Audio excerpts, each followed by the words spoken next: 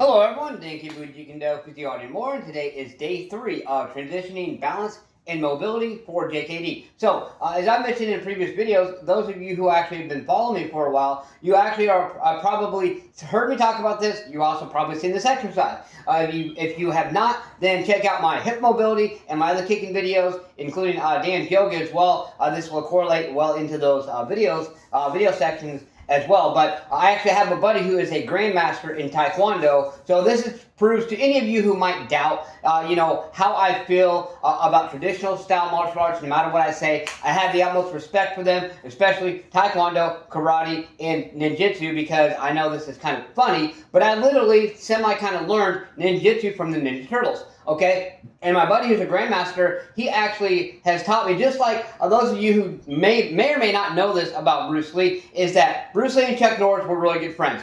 Chuck Norris actually helped Bruce Lee open up his hips more, be able to kick higher, and actually realize the importance of higher kicking, whereas Bruce Lee actually taught Chuck Norris not only the importance of cardiovascular activity and conditioning, but actually got Chuck Norris to actually delve more into the cardiovascular and conditioning aspect, as a lot of martial artists focus more on the technique and supplemental things as well. And that's not to talk crap, but it's basically saying that's what a lot of them focus on. Okay, so my buddy who's a grandmaster in Taekwondo, actually we kind of exchanged similar information. I'm not going to go into too much detail, but what I'm going to tell you is he actually showed me and helped me open up my hips more, and also helped me be able to kick higher. I knew the importance of it, but I was trying to be able to kick higher, and he actually helped me by different exercises, and I helped him in other ways with nutrition and other things. He's good with that, but we both have our things. We're better. He was better with that. I was better with this. We exchanged the information, and here we are. So one exercise that I call, now in JKD, I call this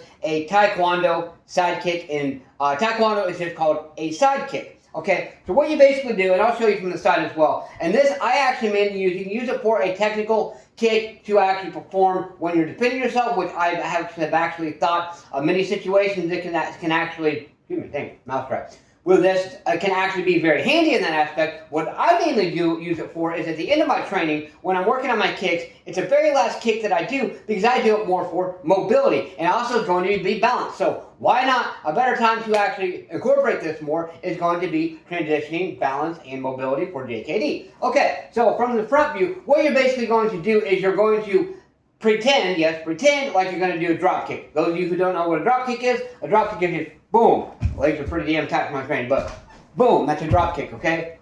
Boom, that's a straight drop kick, because you literally drop your weight into your opponent, okay? So what this is going to do, you literally pretend and fake a drop kick, act like you do drop kick, boom, but instead you go into a side kick. So that's a slow position.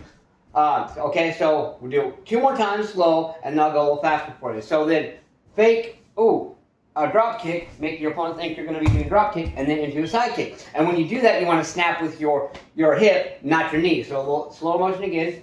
Okay, so sorry. Okay, fake a drop kick, go into a side kick. So now I'm going to show you from the side. Okay, so when I do this, what I do is this leg here, your opposite leg you're going to actually do the fake with is going to be the leg that's out. And then you're basically in this is rear facing. So what I'm doing, my left leg is here, my left arm is here, okay? And what I usually do is a 1, 2, and then a 1, boom, here, and then here. I'm going to get a better read for it. So 1, 2, 3, boom, boom, okay? Now a little faster, remember, watch for the fake. 1, 2, 3, boom. There we go, okay? And we want to work both sides. So, same thing here. My right leg here, so your left leg is leading. Right arm here, go. 1, 2, 3, boom. Oh, about lost my foot in there. 1, 2, 3, boom. Oh, wow. Slick spot there. Let's try this again. So I don't fall my ass. 1, 2, 3. Okay, you see that hip? The hip involvement. Okay, so we'll go back here again.